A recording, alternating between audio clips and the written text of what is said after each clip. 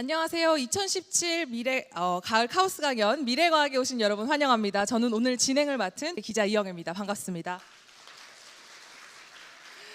자, 그럼 오늘의 강연자를 모시겠습니다. 연세대학교 컴퓨터과학부 조성배 교수님을 박수로 맞아주시기 바랍니다. 오늘은 인공지능이 과연 무엇인지에 대해서 실체를 한번 좀 밝혀보고 또 제반 여러 가지 문제들에 대해서 이야기해 볼까 합니다.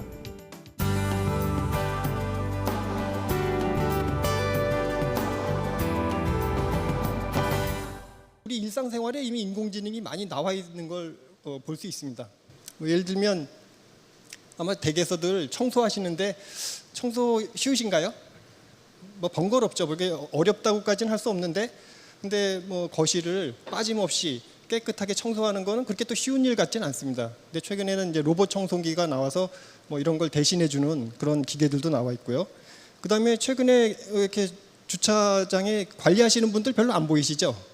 예, 뭐 그냥 차 몰고 슬슬 지나가면 뭐 카메라가 깜빡거리면서 자동차 번호판 인식해서 주차 관리를 대신해 주고 뭐 이런 것도 어떻게 보면 인공지능이라고 볼 수 있겠고요.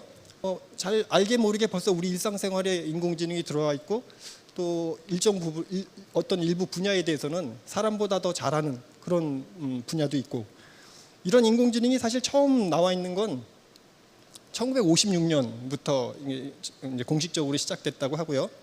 이제 1956년이 어떤 때냐면 이제 컴퓨터가 처음 나온 게 1945년, 뭐 46년 이렇게 얘기하고 있는데 뭐 사람처럼 연산하고 기억하는 걸 기계적으로 실현을 했다.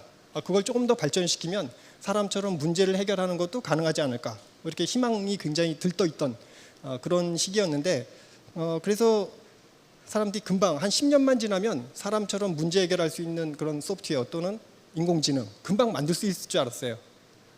그런데 사실은 그렇게 쉽지 않았습니다. 이 분야가 약간 좀 굴곡진 인생을 이렇게 펼쳐왔는데 뭐 일부는 뭐 전문가 시스템이란 이름으로 뭐 의료 분야라든가 또는 법률 분야에서 사람 전문가를 대신하는 그런 인공지능이 성공한 케이스도 있었고 또 한동안은 신경망이라는 이름으로 사람의 뇌 구조를 모방해서 문제를 해결하는 뭐 이런 것도 일정 부분 성공한 케이스도 있었습니다. 근데 이제 해보면 그게 될 듯 싶다가 꼴딱고개를 넘는 거예요. 해보면 이게 또 이거 안 되네, 이거 안 되네. 그러다가 이제 2017년이 됐는데 모르겠습니다. 이런 전 국민의 어떤 관심을 열화와 같은 관심에 힘입어서 천장을 뚫고 진짜 지능을 한번 만들어 볼 수 있을 것 같기도 하고요. 그다음에 이 분야가 원래 이런 분야거든요. 이렇게 업앤다운 굴곡진 인생이었기 때문에 다시 한번 또 꼬꾸라질지도 모르는 약간 좀 기로에 선 분야의 기술이 아닌가 이런 생각을 합니다. 이게 사실 정의하기가 굉장히 어려운데요. 인공지능을 뭐라고 생각하십니까? 얘기하면 한마디로 딱 정의할 수 있는 사람이 별로 없습니다. 그래서 혹자는 이걸 이렇게도 비교를 하는데요. 예를 들면 장님 코끼리 더듬기라고 하죠. 장님 예를 들면 코끼리 전체를 다 볼 수 없는 사람이 코를 이렇게 만져보면서 이게 뭔가 보면 이거 혹시 뱀 아니야? 이런 사람도 있을 수 있고요. 또는 다리를 이렇게 좀 만져보고서 이거 혹시 기둥 아니야? 뭐 이렇게 판단하는 사람도 있고 전체를 잘 못 보는 인공지능이란 전체를 부분적으로 이해해서 전체를 이해하려는 게 아직은 좀 어렵지 않나 뭐 그런 좀 정의하기가 애매한 분야라고 볼 수 있는데 이제 그래도 이제 억지로 좀 정의를 내려보면 뭐 말 그대로 뭐 지능이라는 게 과연 뭔지 본질을 조금 더 알아보려고 노력하면서 그런 본질에 가까운 걸 인공적으로 좀 만들어 보려고 하는 기술이라든가 학문 뭐 이렇게들 얘기를 합니다. 이게 궁극적으로 잘 되려면 뭐 사람처럼 생각을 한다든가 또는 감정을 갖는다든가 또는 자의식을 갖는다든가 뭐 이런 걸 만들어야겠죠. 돼 있나요? 그건 사실 좀 어려운 문제라고들 알고 있고 이런 걸 뭐 강한 인공지능 또는 스트롱 AI라고 얘기를 합니다. 사실 우리가 지금 주위에서 볼 수 있는 아까 소개했던 대부분의 인공지능들은 거기까지는 도달을 못했습니다. 지능의 본질이 뭔지를 보고 그걸 모방해서 특정한 어떤 문제를 푸는 그런 기술들을 인공지능이라고 좀 소극적으로 정의하는 경우도 있는데 뭐 이런 걸 약한 인공지능 또는 weak AI라고 얘기를 하고요. 뭐 지금은 어쨌든 약한 인공지능을 가지고 대부분 하는데 약한 인공지능을 잘 만들고 발전시키면 특정 분야에서는 사람보다 더 뛰어난 성능을 내는 걸 만들 수 있겠다라고 합니다. 그러면 우리는 어떻게 해야 될까요? 뭐 인공지능 한 사람들이 그렇다 어려운 문제인지는 알지만 뭐 놀고 있을 수는 없으니까요. 한번 만들어 보려고 시도를 합니다. 뭐 설계도가 있었으면 훨씬 더 쉬웠을 텐데 뭐 설계도는 없으니까 설계도는 없지만 지능을 내는 대상은 있죠. 그게 인간이니까 인간에 대해서 좀 공부를 했어요. 예를 들면 인간이 지능적으로 하는 행위, 잘 보고 듣고 판단하고 의사결정을 하는 거, 그 다음에 뭐 그런 일을 하는 건 결국 두뇌에서 일어난다고 하니까 두뇌의 어떤 구조, 또 두뇌는 기본적으로 뉴런이라는 걸로 이루어졌다고 알려져 있고요. 또 뉴런은 세포의 해관에 있는 염색체 안에 DNA 이런 정보로 구성되어 있으니까 어떻게 하면 이런 것들을 조금 모방해서 기능을 한번 만들어 볼 수 없을까 이런 생각들을 했습니다. 예를 들면 뭐 DNA가 정보를 처리하는 방식을 모방해서 뭐 유전 알고리즘이라고, 예를 들면 보통 복잡한 어떤 시스템을 최적화할 때 많이 쓰는 방법인데 뭐 이런 것도 만들기도 했고요. 그 다음에 뭐 뉴런이 굉장히 간단해 보이지만 그렇게 간단하지 않다고 합니다. 근데 이제 공학하는 사람은 좀 단순하기 때문에 굉장히 단순화시켜서 뭐 이렇게 그냥 표현합니다. 뭐 뉴런이라는 게 결국은 외부에서 들어오는 신호에 가중치를 매겨서 모두 합한 다음에 비선형적으로 출력하는 거야. 뭐 이게 하는 기능은 결국 뭔가를 이렇게 나누는 기능을 주로 하는 건데요. 하나가 하는 기능은 뭐 별로 신통치 않습니다. 근데 이런 것들을 이렇게 여러 개를 이렇게 층으로 이렇게 연결해 놓은 거, 이런 걸 신경망이라고 얘기를 하는데, 이렇게 만들어 놓으면 이 가중치를 어떻게 잘 매기냐에 따라서 입력된 사진이 그 안에 고양이가 있는지 없는지 뭐 이런 거 맞추는 거는 사람보다도 더 잘하더라. 뭐 이런 얘기들이 있었습니다. 그런데 실제로 인공지능 만드는 사람이 주로 했던 방법은 이런 겁니다. 전혀 사람이 하는 실질적인 방법하고는 딱 맞지 않는 것 같은데, 그렇지만 지능적인 행위, 보고 듣고 판단하고 의사결정을 하는 그런 걸 어떻게 하면 만들 수 없을까? 그래서 예를 들면 뭐 논리를 쓴다든가, 또는 탐색하는 방법을 쓴다든가, 또는 규칙을 사용한다든가, 또는 뭐 확률을 사용한다든가, 이건 뭐 우리들이 많이 알고 있는 방법이죠. 이런 여러 가지 방법들을 동원해서 사람이 하는 행동과 같은, 지능이 하는 것과 같은 행동을 만들려는 그런 노력들을 많이 시도를 했습니다. 그리고 이렇게 얘기하면 이제 방법이 굉장히 많다는 걸 대충 이제 이해하실 수 있겠죠. 근데 뭐 이 방법을 이 짧은 시간 안에 뭐 말씀드리는 것도 별 의미가 없고 뭐 이해하실 필요도 없고요. 그렇지만 어떤 인공지능 방법이라도 이렇게 두 가지로 접근 방법을 좀 나눌 수 있을 것 같아요. 하나는 설계에 기반한 방법. 이거는 사실은 우리가 일반적으로 문제를 해결할 때 뭐 컴퓨터로 프로그래밍을 한다든가 이런 거랑 상당히 유사한데요. 방법은 조금 다릅니다. 사람이 일반적인 의사결정을 할 때 지식이라는 걸 가지고 주로 하는데, 그 지식을 잘 저장을 해서 그거로부터 의사결정이 자동으로 이루어질 수 있도록 하는 이런 방법을 쓰기도 하고, 장점은 이거 만드는 사람이 똑똑하면 금방 만들 수 있습니다. 내가 의사인데 의사가 이렇게 진단하는 과정을 잘 지식화해서 집어넣고 시스템을 돌리면 그 의사만큼은 금방 결과가 나오는데, 단점이 있습니다.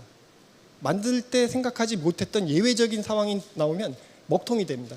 그래서 이것도 굉장히 어렵구나 이런 생각을 했는데, 한편 방법에서는 이걸 그래서 학습에 의해서 해봅시다. 뭐 학습 좋죠. 자기가 알아서 한다니까. 근데 이 세상에 자기가 알아서 하는 건 없습니다. 그 지식을 데이터로부터 자동으로 추출하는 거, 그 정도가 이제 학습이라고 얘기를 하는 건데, 그렇게 하고 나면 그런 지식으로부터 의사결정이 자동으로 이루어져서 지능 시스템이 완성된다, 이렇게 얘기를 하는 게 있고요. 아시겠나요? 헷갈리실 것 같아서 대표적인 사례를 가지고 좀 설명을 하면, 설계를 기반으로 하는 방법의 대표는 예를 들면 IBM 왓슨, 요즘 왓슨 얘기 많이 있는데요. 그래서 이렇게 퀴즈 문제를 푸는 소프트웨어, 이런 걸 만들 때 뭐 주로 썼던 방법이 설계를 해서 뭐 문제를 풀었고요. 학습을 기반으로 한 방법의 대표, 뭐 사실은 여러분이 많이 알고 계신 게 요즘 알파고니까 알파고라고 볼 수 있는데, 알파고도 사실 뭐 하는 건가 보면 결국 바둑두는 프로그램이죠. 그래서 어떠한 인공지능 방법, 거의 수백 가지 수천 가지 방법이 있는데, 그것도 뭐 그 안에 매직이 있는 게 아니고 크게 대부연해 보면 이렇게 한다, 뭐 이렇게 할 수밖에 없지 않을까요? 이상의 더 이상 방법을 만들기 어려운데 뭐 이렇게 하면 별거 아닐까 싶을 것 같아서 제가 약간 천기누설을 할까 하는데, IBM 왓슨의 원리를 간단하게 좀 설명을 드릴까 합니다. 왓슨은 퀴즈 문제 푸는 프로그램입니다. 그래서 처음에 나왔던 건 제퍼디라는 미국의 퀴즈쇼에 나와서 요 가운데에 지금 왓슨이 있는데요. 그 사람 챔피언하고 대결을 해서 이긴 컴퓨터 프로그램입니다.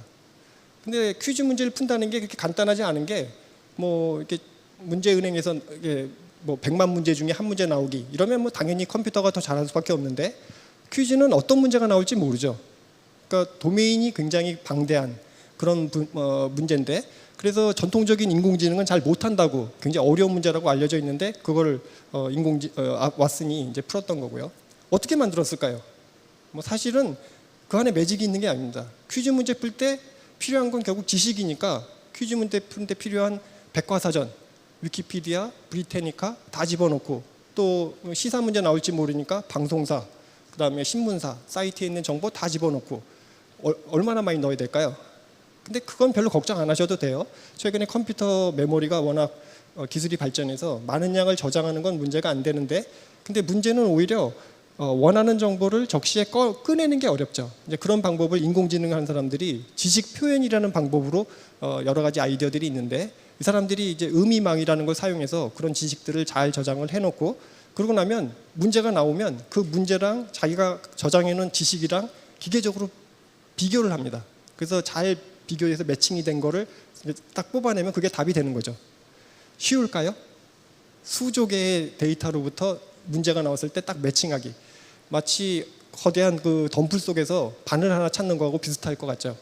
그래서 인공지능 하는 사람들은 그렇게 안 하고 굉장히 그 하나를 딱 찾아내는 게 아니고 한 1000개 정도 답이 후보가 될 만한 거를 찾아내고 그 다음에 주어진 문제의 힌트, 그 다음에 그 분야, 그 문제 나온 거에 그 분야의 힌트 그런 것들을 이용해서 차근차근 이렇게 줄여나가는 그걸 이제 필터링 한다고 해서 마지막에 정답을 하나 딱 찾아내는 뭐 이런 방법을 했습니다.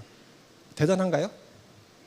뭐 알고 보면 이게 뭐야 이거 그냥 컴퓨터 프로그램이네 라고 할지 모르는데 결론적으로 이렇게 했던 방법이 인간 챔피언들을 이기는 인간 챔피언보다 더 정확하게 빠른 시간 안에 심층적인 어떤 질문에 대해서 답변을 만들어내는 그런 결과를 냈다. 이것이 중요하다고 볼 수 있고요. 특히 이제 딥런이라는 게 최근에 얘기가 많이 되고 있는데요. 심층 학습. 그래서 뭐 인간처럼 뭔가 뭐 빨간펜 선생님이 나오고 그 다음에 그걸 심층적으로 스스로 깨우치고 뭐 그렇게 생각하실 것 같은데 이제 그게 아니라는 걸 좀 말씀드리고 싶고요.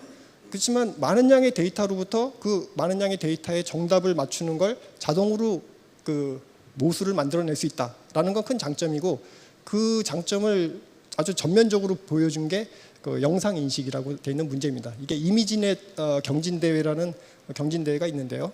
문제가 그렇게 쉽지 않습니다. 이게 이런 사진을 이렇게 보여준 다음에 이 사진이 뭡니까라고 이렇게 물어보는 건데 보통은 그 뭡니까를 물어보는 게 한 뭐 50개, 100개 이게 수백 개, 많아야 수백 개였는데 이 문제는 수천 개입니다. 그리고 사용할 수 있는 데이터가 120만 장. 이런 데이터를 가지고 이제 그 정답을 만들어내는 건데 보통 인간이 해도 한 5% 정도는 에러를 내고 기존의 그 인공지능 방법으로 어떤 걸 써도 한 20%, 25% 정도씩 오류를 냈는데 딥런이라는 걸 써서 많은 양의 데이터를 가지고 했더니 이게 맨 처음엔 15%, 그 다음에 8%, 7%, 그래서 지금은 2%까지 줄였습니다. 엄청난 뭐 사실 그 방법론이 어떻고 기술적으로 어떤 건지는 조금 차치하고라도 결과는 굉장한 겁니다. 그래서 어떤 문제라도 데이터가 많으면 그게 의료 분야면 의료 CT 폐질환 사진을 충분히 보유하고 있으면 인간보다도 더 정확하게 폐질환 여부를 판정할 수 있다는 거니까 굉장히 좋다고 보는 거고요. 그다음에 뭐 제조 현장 같은 데서 불량 탐지하고 이런 게 굉장히 어려운 문제인데요. 그것도 뭐 데이터만 많다면 사람보다 더 정확하게 할 수 있다니까 굉장히 여러모로 유용하다라고 생각을 합니다. 그다음에 또 많이 얘기되고 있는 게 그 자동 번역인데요. 최근에 뭐 인터넷에서 사용하는 번역기 잘 되나요? 뭐 예전보다는 확실히 좋아진 것 같은데요. 이게 근데 어려운 문제입니다. 보통 이제 번역이라는 게 이제 한글로 말하면 영어로 그 동일한 의미를 하는 문장을 이렇게 출력해주는 그런 문제인데 그게 이렇게 쉽지 않았는데 최근에 딥런이라는 게 나오면서 사실은 예를 들면 이게 영어하고 불어를 이렇게 번역해주는 경우인데 영어 문장에 대해서 그 문장에 해당하는 불어 문장이 출력되도록 그 안에 모수만 잘 결정될 수 있으면 문제 해결되는 거죠. 이전까지는 그 방법이 없었는데 그게 소위 딥런이라는 방법을 가지고 어느 정도 가능하다는 걸 보이고 최근에는 그런 것들을 실제 상용화해서 굉장히 좋은 성능을 내는 걸 많이 볼 수 있습니다. 그래서 제가 지금까지 말씀드렸던 그 인공지능의 어떤 핵심 방법, 뭐 이거 말고 또 있지 않을까 의심하는 분을 위해서 설명을 드리면, 제가 어쨌든 인공지능이라는 어떤 무림에서 나름대로는 여기저기 많이 돌아다니면서 방법을 갈구하고 있었는데 어떠한 방법도 이거 이상의 게 없었습니다. 그런데도 불구하고 의미 있다라고 보이는 건, 우리가 예를 들면 비행을 한다라고 하는 걸 이렇게 보면, 자연계의 새는 사실 어깨 근육을 열심히 퍼덕거려서 날아가는 걸 하는 거죠. 뭐 인간도 뭐 모방해서 할 수 있겠죠. 여러 사람이 시도했다가 떨어져서 돌아가신 분도 많으시고. 근데 사실 우리는 추진력이랑 양력이라는 걸 통해서 더 멀리, 더 높게, 더 빠르게 나르는 비행기를 완성했죠. 그래서 이게 사실 굉장히 논란이 될 수 있는 비유인데요. 뭐 제가 볼 때는 뭐 지능을 필요한 어떤 문제, 예를 들면 바둑이라는 문제에 사람은 뭐 여러 가지 직관이라든가 전략이라든가 뭐 이런 걸 사용해서 이 문제를 해결하는데, 꼭 이렇게 직관이나 전략을 사용하지 않아도 되지 않을까. 아까 했던 것 같은, 예를 들면 경우의 수를 따지는 식으로 문제를 잘 만들면 경우의 수를 따지는 걸 굉장히 효율적으로 하는 방법을 통해서도 충분히 가능하지 않는가라고 생각을 하고요. 또 퀴즈 문제도 뭐 사람은 사실은 문제가 나오면 출제자의 의도가 뭐지? 파악도 해보고 또 나름대로 지식을 추론하는 방법으로 문제를 해결하려고 하는데, 이렇게도 해볼 수는 있지만 뭐 좀 단순 무식하지만 그냥 지식을 잘 표현해놓고 그 매칭하는 걸 굉장히 효율화해서 했더니 사람보다 더 잘하더라.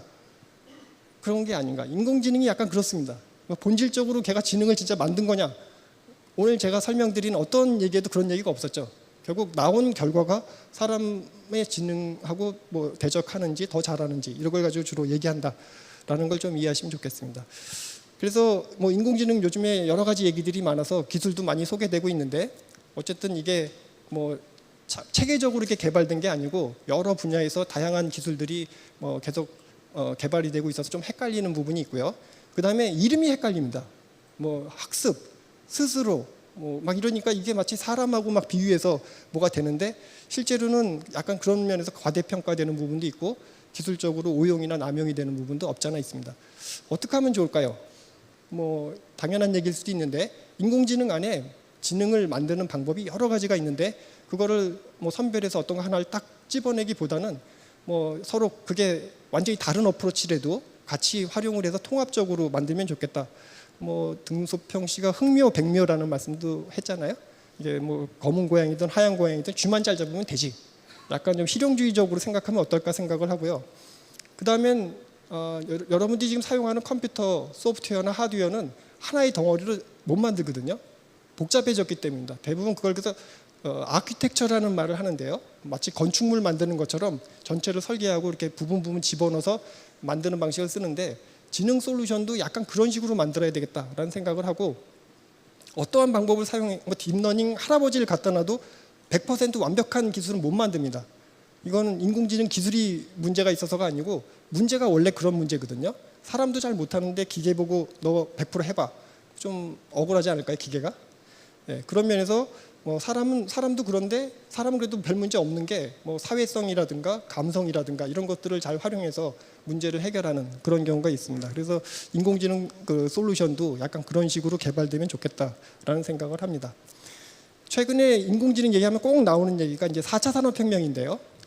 도대체 4차 산업혁명하고 인공지능은 무슨 관계야? 뭐 이런 질문들을 많이 하시더라고요. 그래서 제 나름대로 한번 정리를 해봤는데, 뭐 4차 산업혁명이라는 게 결국 핵심은 센서 기술인 것 같습니다.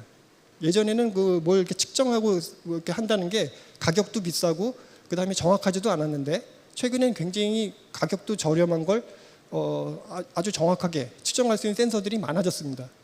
그러다 보니까 그런 측정된 데이터들이 많아지겠죠. 그런 데이터를 이제 빅데이터라고 얘기를 하고요. 그런 빅데이터를 분석한다든가 또는 제어하는 이런 어떤 컨트롤 타워 같은 게 필요할 텐데, 그게 결국은 인공지능 소프트웨어라고 생각을 하고, 그다음에 인공지능 소프트웨어는 딥러닝이 아무리 잘해도 그 혼자는 못합니다.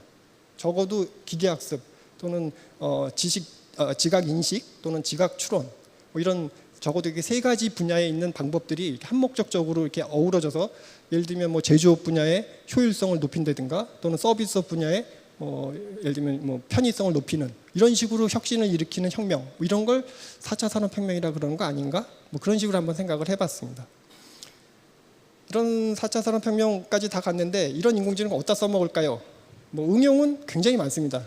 뭐 잘하는지는 뭐 둘째치고라도 일단 원래 추구하는 바가 인간이 하는 걸 모방해서 만들려고 하는 거니까 인간이 하는 건 다 해볼 수 있습니다.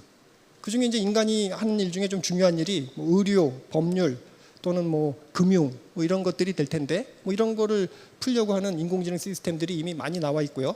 만드는 방법은 오늘 제가 말씀드린 거를 조금 이해하셨으면 아 대충 속였겠네, 사기쳤네, 사기를 아주 잘 치면 굉장히 그럴듯하게 만들 수 있는 거죠. 뭐 심지어 최근에는 뭐 뉴스 기사를 인공지능이 대신 작성해줬다든가 또는 뭐 소설을 인공지능이 다시 대신 써서 뭐 일본 소설 문학상 뭐 1차 심사를 통과했다는 등 뭐 이런 얘기들이 있죠.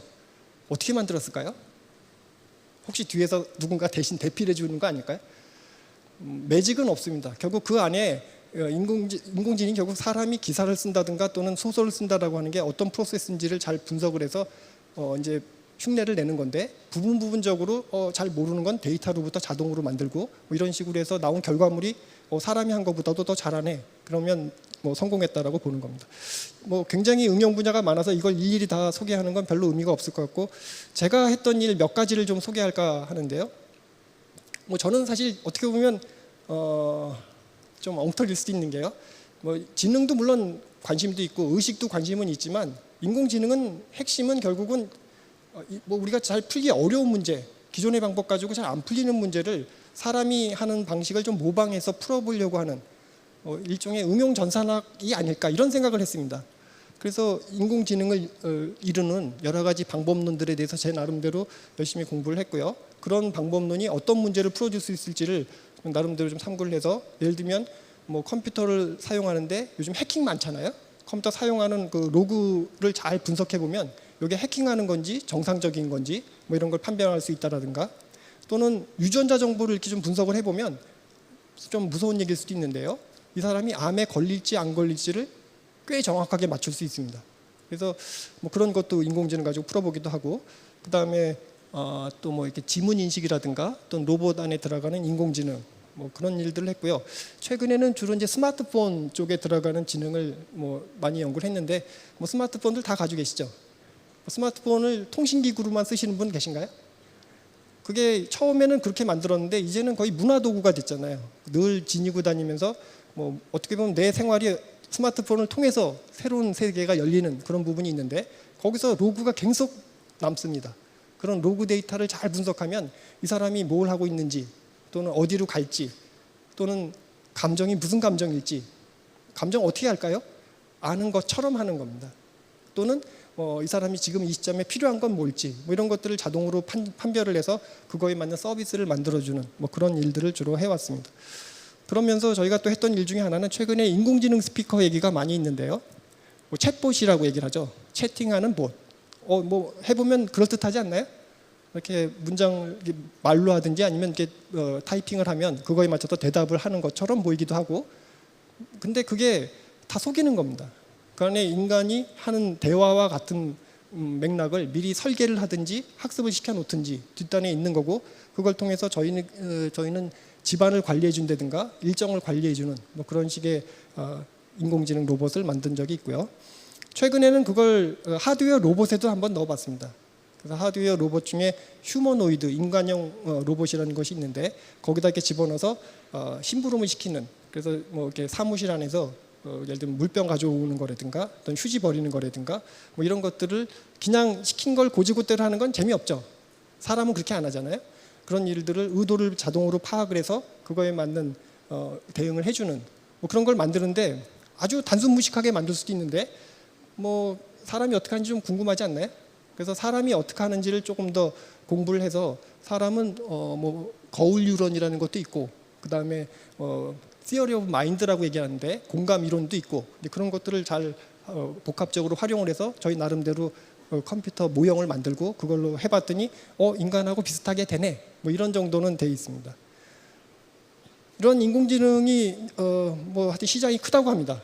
저 숫자가 어떻게 나오는지는 제가 정확히는 잘 모르겠는데요. 뭐 여러 매스컴을 통해서 보면 인공지능이라는 게 하여튼 뭐 시장이 엄청나게 커서 뭐 맥킨지에서 조사한 거에 의하면 뭐 한 2025년 정도 되면 뭐 6조 7천억 불 저는 별로 이렇게 감이 없는 숫자인데 엄청난 큰 시장이 인공지능 열립니다. 뭐 이런 얘기들 하고 있으니까 해봐야 되겠죠. 근데 사실은 인공지능 시장 여는 건 커지는 건 좋은데 걱정되지 않나요? 이게 너무 커져서 내 일까지 뺏어가면 어떡하지? 이런 생각들을 하실 것 같아요. 그래서 이제 여러분들이 이제 고민들을 해보셨는데 실제 고민을 좀 해보셔야 될 것 같아요. 그래서 인공지능이 예를 들면 좀 위협을 할 직종, 이건 뭐 영국에서 조사한 보고서에서 나온 건데 예를 들면 매뉴얼에 기반한 직종, 뭐 고지고대로 딱딱딱 한다. 대표적인 게 텔레마케터라든가 또는 뭐 이렇게 콜센터 직원, 뭐 이런 분들 직업은 좀 어렵다 그러고요.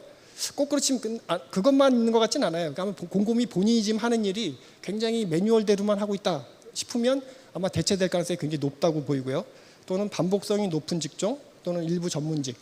일부 전문직이라는 게 대표적인 게 의사, 변호사, 교수 뭐 이런 사람들 직종도 조금 위험하다고 그럽니다. 그럼 다 위험만 하냐? 뭐 그렇진 않고요. 오히려 또 좀 확장되는 직업들도 있다 그러는데 대표적인 게 면대면 직업. 뭐 예를 들면 심리 상담사라든가 또는 마사지 세라피스트 뭐 이런 쪽 직종은 오히려 부가가치가 좀 높아져서 좀 더 좋아질 거라는 얘기도 있고. 그래서 사실은 잘 모릅니다. 이게 뭐 인공지능이란 기술이 나와서 얘가 어떻게 될까? 근데 이건 인공지능의 문제가 아니고요. 어떤 기술이라도 새로운 기술이 나오면 그 기술을 가지고 생업으로 하던 그런 직종에 있던 분들은 다 침해를 좀씩은 받았는데 뭐 제가 좀 다분히 희망 섞인 좀 기대를 해보면 예를 들면 인공지능이 진짜 극도로 발전해서 노동 시간이 엄청 줄어도 된다. 뭐 예를 들면 일주일에 3일만 근무하고 나머지는 그냥 뭘 알아서 해. 그렇지만 봉급은 똑같이 줄게. 그거 싫은 분 있으신가요? 혹시 말 그렇게 될 수 있으면 어쩌면 AI가 대체 불가능한 분야의 노동 가치도 올라가고 또 여가 시간도 늘어나고 여가 시간이 늘어나면 그것 때문에 또 새로운 직종이 생길 수도 있고 그래서 모두가 해피한 인간의 삶의 질이 높아지는 방향으로 인공지능이 발전하지 않을까 뭐 이런 생각도 해봤습니다.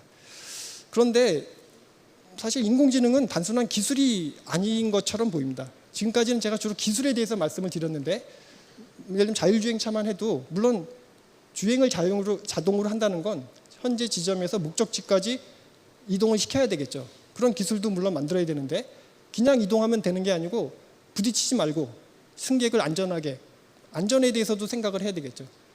그 다음에는 이게 결국 자율로 되려면 소프트웨어로 결국 그게 되는 거거든요. 근데 그 소프트웨어가 해킹이 돼서 예를 들면 뭐 은행을 들이받는다든가 뭐 낭떠러지 떨어진다든가 곤란하겠죠. 보안 문제라든가 또는 뭐 테러 범죄에 이용이 안 되도록 하는 거 뭐 이런 이슈들도 고려가 돼야 될 것 같고요. 그다음에 또 더 큰 문제는 기술적으로는 자율주행차가 거의 뭐 90% 이상 또는 인간보다도 더 안전하게 한다는 게 밝혀져 있는데도 불구하고 바로 내일 거리에 나올 수 없는 이유 중에 하나는 법 때문에 그렇습니다. 예를 들면 뭐 지금은 자동차 사고가 나도 과실률이라든가 이런 게 7대3, 6대4 다 이미 법적으로 정의가 돼 있는데 지금 자율주행차는 그런 게 없거든요. 그래서 사고가 나면 이거 차주가 지어야 돼, 승객이 해야 돼, 만든 사람이 져야 돼. 아직 그게 잘 밝혀져 있지가 않습니다. 그런 문제뿐만 아니고 더 심각한 문제는 윤리도 걸려 있습니다. 윤리라는 게 뭔가요? 딱히 정답이 없는 애매한 문제가 윤리라고 얘기를 하는 거죠. 예를 들면 자율적으로 주행하는 차가 갑자기 앞에 10명이 튀어나와서 급정거를 못하게 생겼어요. 그래서 그냥 가면 10명이 좀 위험해지고 그 10명을 살리기 위해서 할 수 있는 방법은 우회전 급하게 할 수밖에 없는데 우회전을 해봤더니 낭떠러지예요. 그러면 아쉽지만 승객이 좀 다치셔야 돼요. 그럴 때 자율주행차는 어떻게 해야 될까요? 뭐 이런 문제입니다. 정답이 없죠. 뭐 10명 살리기 위해서 1명 죽여? 그 차 누가 사죠? 뭐 살 사람이 아마 없을 가능성이 높고요. 또 10명을 그러면 10명 그냥 갑시다. 그러면 이제 뭐 공리주의 이런 것도 문제가 되고 이런 문제도 윤리적인 어떤 기준이 설정돼야 되는 그런 어려운 문제가 있습니다. 이런 인공지능에 대해서 뭐 당연히 여러 나라에서 굉장히 열심히들 연구를 하고 있고요. 뭐 미국이나 뭐 우리 옆 나라 일본 같은 경우 뭐 예를 들면 국가 인공지능 연구소 같은 걸 만들어서 예를 들면 10년째 굉장히 거금을 들여서 연구를 실시한다라고도 하고 있고요. 뭐 우리나라도 연구를 하고 있습니다. 뭐 한동안은 인공지능에 대해서 거의 지원이 없었는데 작년에 지능정보기술연구원이라는 국가에서 좀 지원했던 연구소도 있었고요. 뭐 하여튼 이게 학제적인 분야이기 때문에 어떤 한 분야가 되는 게 아니고 또 이게 단순한 기술이 아니기 때문에 경제 사회적인 그런 이슈들에 대해서도 논의가 돼야 되고, 또 이게 뭐 오래 반짝 굉장히 거금을 들이고 이제 한동안 굶고 이래서는 발전이 좀 잘 안 됩니다. 그래서 좀 적은 규모라도 꾸준히 지속적으로 좀 지원이 돼야 되겠다, 이런 생각을 하고 있습니다. 요쯤 되면 이제 제가 좀 마무리를 해야 될 것 같은데요. 초지능에 대해서도 궁금하지 않으신가요?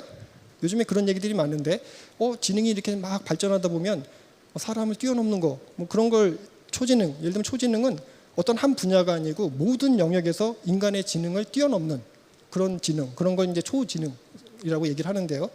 뭐 이런 얘기 여러분들이 얘기하는데 대표적인 분이 레이 커즈웨일이라는 분이 계십니다. 이분은 뭐 사람의 지능도 계속 발전해 왔는데 기계의 지능이 발전하는 속도가 워낙 가파라서 언젠가는 기계가 사람을 뛰어넘는 그런 지점, 뭐 싱귤레리티 또는 특이점이라고 얘기를 하는데, 그런 지점이 생길 거다. 그리고 그게 먼 미래가 아니고 2045년 막 이렇게 말씀을 하십니다. 이게 뭐 될지 안 될지 모르지만 잘 되면 좋은 점이 많죠. 우리가 갖고 있는 여러 가지 어려운 문제들, 뭐 에너지 문제라든가 또는 불치병 치료 이런 데 한번 활용해 볼 수도 있을 것 같고요. 물론 부정적인 부분도 있습니다. 얘를 만들었는데 우리를 뛰어넘는 지능 존재를 만들었더니 얘가 우리를 지배해. 뭐 인간의 통제권 상실을 했을 때 안전성이 위협되는 거, 뭐 이런 거는 또 좀 문제가 되겠죠. 저는 개인적으로 될 것 같습니다. 사실은 아까도 잠깐 말씀드렸지만 제 나름대로는 뭐 이런 인공지능을 만드는 무림 세계에서 제 나름대로 한번 좀 도를 닦아보고 싶어서 여기저기 찝쩍거려 보면서 혹시 이거 없나 저거 없나, 불과 몇 년 전만 해도 없네, 어떤 방법도 뭐 의식이라든가 이런 걸 구현하는 방법이 없더라고요. 그래서 안 되나 봐, 뭐 우리가 모르는 걸 뭘 어떻게 만들어, 이런 생각을 했는데 최근에 워낙 컴퓨터 기술이 발전해서 인간 기능을 모방하는 AI 기술, 그거 하나가 아니고 예를 들면 고성능 컴퓨터, 그 다음에 또 최근에 데이터가 굉장히 양질의 데이터가 많아지고 있는데 이 세 가지가 잘 아우러지면 초지능도 가능하지 않을까, 뭐 이런 생각을 해보고 있습니다. 그래서 이런 인공지능을 그러면 어떻게 활용할까요를 이제 말씀드리고 매듭을 지려고 하는데요. 일단 하나는 인공지능, 어떤 분은 인공지능 대단하네, 뭐 사람 바둑 최고수도 이겼어, 그러면 얘만 갖다 놓으면 모든 게 다 되겠지, 뭐 그런 생각들 하시는 분도 있는데 꼭 그렇지는 않습니다. 약간 자동화된 뭐 기계학습이라는 방법들이 많이 쓰이고는 있는데 그것도 일정 수준은 사용하는 법이라든가 이런 것들을 잘 익혀야지 되고요. 그 다음에 예전에 인공지능이 실패했던 이유 중에 하나는 너무 이렇게 장난감 문제를 풀어서 나온 결과를 진짜 문제에 적용하려고 했던 부분이 있었습니다. 그 당시에는 그 나름대로 이유는 있었는데요.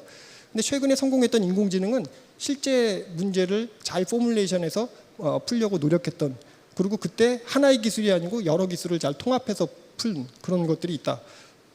그리고 이런 것들이 결국은 왜 필요한가 보면 앞으로의 세상은 새로운 가치 창출하는 게 굉장히 중요하다라고 이제 얘기들을 하는데요. 인공지능 비서, 요즘 인공지능 스피커 얘기를 하죠.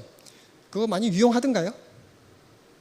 사실은 뭐 기대만큼은 CF에 나온 것만 보면 저거 냉큼 사고 싶은데 사다 놓고 보면 뭐 그닥지는 안 되는 경우도 많은데, 그거 우리나라 기술이 조금 떨어져서 그런가? 사실은 뭐 미국 제품들 에코라든가 뭐 구글 홈이라든가 이런 것도 써보면 거의 비슷합니다. 대동소이한데 그럼에도 불구하고 왜 이렇게 많은 거대 IT 기업들이 인공지능 스피커에 올인하고 있을까요? 좀 뭐 이상하지 않나요? 전통적인 제조업 방식에 의하면 전혀 말도 안 되는 얘기예요. 예를 들면 뭐 하자가 있는데 분명히 100%가 안 되는 건데 그거를 시장에다 어떻게 내죠? 그게 결국 자기네 회사 이미지를 깎아먹는 건데, 그럼에도 불구하고 일단 냅니다. 목적은 결국은 사람, 고객층을 확보하려고 하는 거고요. 그게 확보가 되면 그 데이터가 계속 생성이 되는데 그 데이터가 그 제품의 성능을 높이는 데도 사용되고, 그 다음에는 그게 그 제품만 완성시키려는 게 아니고 그 뒷단에서 새로운 가치를 창출하는, 예를 들면 아마존 에코 같으면 인공지능 스피커는 20만 원뿐이 안 하거든요. 근데 그 뒷단에서 아마존하고 연동시켜서 하는 비즈니스가 엄청나게 큽니다. 약간 그런 식으로 하고, 그렇게 하려면 결국 생태계가 이렇게 구축이 돼야 된다. 그게 앞으로의 인공지능 활용 방안의 기본이라고 보입니다. 그리고 또 하나는 이제 뭐 공유 경제라는 얘기도 많이 있고, 요즘에는 뭐 우버가 조금 문제가 있긴 한데요. 예를 들면 우버라는 회사는 자동차 관련된 회사인데 자기는 자동차 하나도 없습니다. 그리고 자동차 사업을 하려면 그 온라인으로 하려면 뭐 예를 들면 지도도 필요하고, 그 다음에 뭐 페이 시스템이라고 이렇게 지불하는 시스템도 돼 있어야지 되는데 그런 거 자기네가 갖고 있는 거 아무것도 없습니다. 그럼에도 불구하고 걔네가 비즈니스를 할 수 있었던 이유 중에 하나는 기존에 온라인에 오픈돼 있던 뭐 구글 지도라든가 또는 뭐 애플 페이 뭐 이런 것들을 활용을 해서 플랫폼을 만들고 자기네 거기서 비즈니스를 했는데 그게 시가총액이 엄청나게 커지더라. 뭐 어떤 면에서는 버블도 좀 있는 것 같기도 하고요. 또 어떤 면에서는 저 약간 사기치는 것 같기도 합니다. 이게 현대판 봉이 김선달 아니야? 이런 생각도 드는데 앞으로의 세상은 약간 좀 그런 시각에서 접근해야 될 필요도 어느 정도 있을 것 같습니다. 제가 마지막으로 말씀드리고 싶은 말씀은 이런 인공지능을 어떻게 사용하면 좋을까요? 예를 들면 그걸 좀 단기, 중기, 장기로 제가 좀 나눠봤는데 단기적으로는 뭐 여기 계신 분들이 어떤 일을 뭐 학생이 됐든 또 사업을 하시는 분이든 아니면 뭐 어떤 분야에 계신 분이더라도 자기가 하는 분야에 데이터가 엄청나게 많아요. 그 데이터를 가지고 뭔가 좀 객관적으로 일관성 있는 어떤 결과를 내는 그런 방법이 필요합니다. 사람이 하면 피곤하고 지루해요. 이런 건 한번 써보면 좋을 것 같아요. 그러면 굉장히 큰 효율이 있을 것 같다는 생각이 들고요. 그 다음에 최근에 4차 산업혁명이 얘기되는 것도 뭐 이런 이유 때문이라고 생각이 되는데 최근에 뭐 고령화 문제가 심각하지 않습니까? 결국 생산 가능 인구가 굉장히 줄어들고 있는 게 큰 문제라고들 얘기를 하는데요. 그렇게 생산 가능 인구가 계속 줄어들면 하여튼 현재 자본주의 경제에 문제가 심각하다고 합니다. 그래서 어떤 식으로든 자동화하는 도구가 필요한데 그런 도구의 하나가 결국 인공지능이 아닐까 뭐 이런 생각을 했습니다. 마지막은 약간 조금 과장되게 제가 오버해서 얘기할지는 모르겠는데 사회 문제를 푸는 데 인공지능이 꼭 필요할 것 같습니다. 이게 요즘에 좀 이상한 사람들 많지 않나요? 이렇게 막 썰고 뭐 찌르고 뭐 예전에도 분명히 그런 사람들이 있긴 했는데 최근에는 그런 사람들이 굉장히 갑자기 많이 늘어난 것 같다는 느낌이 좀 듭니다. 뭐 여러 가지 이유가 있겠는데 뭐 한 가지 중에 하나는 핵가족화되면서 모든 사람이 고독하고 모든 사람이 소외감을 느끼고 뭐 그러다 보니까 그 중에 일부 사람들은 정신적으로 문제를 일으키기도 하고 그러면서 이제 사회 문제로 발전되는 경우도 있는데 결국은 외로워서 문제인 것 같아요. 그래서 최근에는 뭐 다들 집에 고양이나 개 안 키우시나요? 그래서 반려견이나 반려묘 같은 거 키워보면 좋죠. 뭐 사실 반려견만큼 좋은 거 없는 것 같은데요. 집에 가서 문 열고 들어갔을 때 그렇게 반겨주는 사람 보신 적 있나요? 뭐 거의 그냥 저쪽에서 꼬리 치면서 막 오면 진짜 얘는 내 모든 걸 다 줘도 사랑을 듬뿍 주고 싶은 존재인데 근데 이제 아쉬운 거는 보통 반려견이나 반려묘는 우리보다 수명이 짧으니까 일찍 보내야 되는 또 더 큰 시련이 있기도 하고 그 다음에 아무래도 동물이랑의 교감은 좀 제한적일 수밖에 없을 것 같아요. 사람하고 좀 교감하고 싶지 않나요? 그런데 그런 걸 할 수 있는 게 인공지능인 것 같습니다. 그래서 조금 좀 과장되게 제가 전망을 좀 해보면 아마 한 5년, 한 10년 정도 넉넉 잡고 10년 후면 여러분들 중에 대다수는 뭐 아침에 일어나서 처음 대화하는 대상이 냉장고가 될 가능성이 높을 것 같아요. 그래서 아침에 이렇게 눈 뜨면 냉장고가 어제 악몽 꾸셨나 봐요. 뒤척거리시던데요. 그래? 그랬나? 그랬구나. 뭐 땀이 뭐 많이 났네. 근데 내가 어제 피곤해서 일찍 자느라고 못 봤는데 그 11시에 하던 드라마 주인공 죽었어? 뭐 이러면 죽은지 아셨죠? 알고 봤더니 살았대요. 깔깔깔 그러면서 이제 아침에 행복한 아침을 여는 뭐 이런 모습도 기대할 수 있지 않을까. 뭐 약간 좀 우스갯소리로 말씀드렸지만 일정 부분은 이렇게 감정적으로 교류하면서 동반자가 될 수 있는 뭐 그런 존재로 인공지능이 사회 문제를 푸는 데도 도움이 되지 않을까. 뭐 이런 생각을 해봤습니다. 그래서 인공지능은 뭐 발전이 앞으로도 여러분이 이게 위협이 되든 뭐 어려움이 있다든 아마 될 것 같아요. 그래서 뭐 편의성이라든가 효율성을 증대하는 어떤 도구로 이렇게 사용될 가능성이 높고요. 그게 궁극적으로는 인간의 삶의 질을 높이는 방향으로 계속 발전해서 결국 우리가 좀 더 안전하고 또 편한 세상을 사는데 도움이 되는 뭐 그런 쪽으로 뭐 만드는 사람 입장에서도 열심히 노력을 하고 또 사용하시는 분들도 그런 입장에서 생각해 주시면 감사할 것 같습니다. 예, 장시간 경청해 주셔서 감사합니다.